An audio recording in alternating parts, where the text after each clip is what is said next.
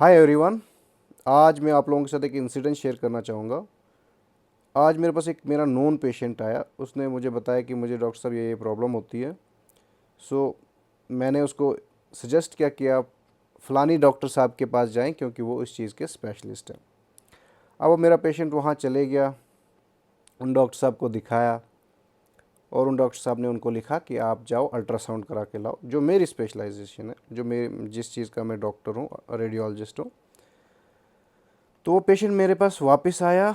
उसने कहा डॉक्टर साहब उन्होंने अल्ट्रासाउंड लिखा और साथ में ये कहा कि आपके पास नहीं कराएं, और दूसरी चीज़ कि फ़लानी XYZ जगह से कराना, लेकिन ऊपर नहीं जाना, वहाँ पे नहीं जाना, मेरी क्लिनिक के लिए वहाँ नहीं जाना। तो पेशेंट ने मुझे 2-4 क्वेश्चन पूछे कि डॉक्टर साहब आप बताओ उन्होंने आपके पास क्यों नहीं भेजा, मसला क्या है या रीज़न क्या है।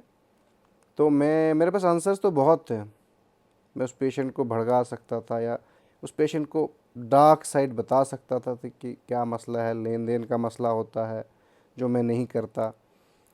और भी काफ़ी चीज़ें बोल सकता था मैं भी। इससे क्या हुआ कि उस पेशेंट को डाउट हो गया मेरे लिए कि शायद पता नहीं डॉक्टर साहब अच्छा अल्ट्रासाउंड नहीं करते होंगे, लेकिन ऐसा कुछ नहीं है। बात अलग कुछ और ही थी, बात कुछ लेन देन की होगी, जो मैं लेन देन किसी को देता नहीं हूँ तो न लेता हूँ। तो वो लेन देन के चक्कर में उन्होंने किसी और सेंटर पे भेजा जहाँ से वो उनको कुछ मिलता होगा।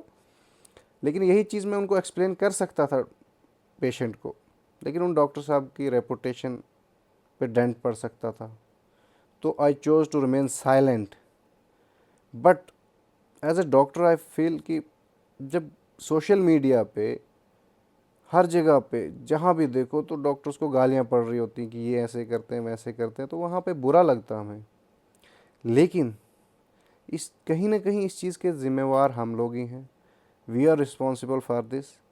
जब हम शॉर्ट टर्म गेंस के लिए, थोड़े से पैसे के लिए पेशेंट को सफ़र करवाते हैं, एक जगह से दूसरी जगह भगवाते हैं, बोलते हैं यहाँ जाओ वहाँ जाओ, इधर से कराओ उधर से कराओ, यहाँ से दवाई लो वहाँ से टेस्ट करो, 2-4 टेस्ट एक्स्ट्रा लिख देते हैं, कुछ ऐसे भी होते हैं, जो चीज़ नहीं भी लिखनी होगी वो भी लिख देते हैं। तो ऐसे भी कुछ डॉक्टर्स हैं, नॉट ऑल, लेकिन 10% तो ऐसे भी हैं जिन्होंने इस प्रोफेशन को बदनाम करके रखा है, जिसकी वजह से पूरे प्रोफेशन, जो एक मेडिकल प्रोफेशन है, पूरे डॉक्टर्स का नाम ख़राब होता है।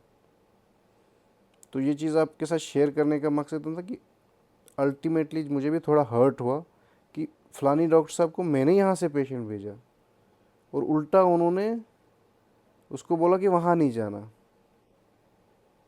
तो रीज़न तो मुझे पता है कि मैं किसी को कुछ देता ना लेता हूँ, तो इस वजह से ही माइट बी अपसेट कि मुझे मिल क्यों नहीं रहा है, तो मैं किसी को देता नहीं हूँ ना दूंगा।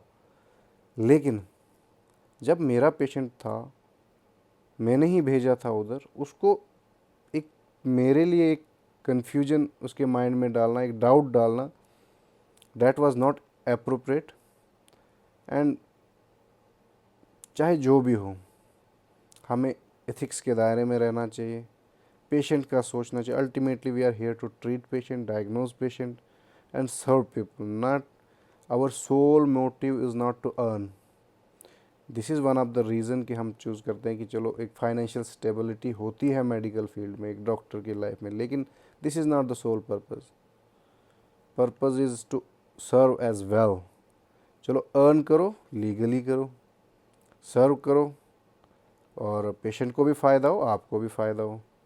लेकिन जब इलीगल मीन्स हम चूज़ करने लग जाएं तो हमारी रेपुटेशन पेशेंट के सामने, सोसाइटी के सामने, ओवरऑल डॉक्टर्स की रेपुटेशन ख़राब होती है। चाहे इसमें 5% डॉक्टर इन्वॉल्व हो, 10 हो, 50 हो, या 100% डॉक्टर्स ऐसे हो, या 90% डॉक्टर्स ऐसे हो, परसेंटेज जितनी भी हो, लेकिन इट अल्टीमेटली हमारी एक इमेज को ख़राब करता है ये। Thank you.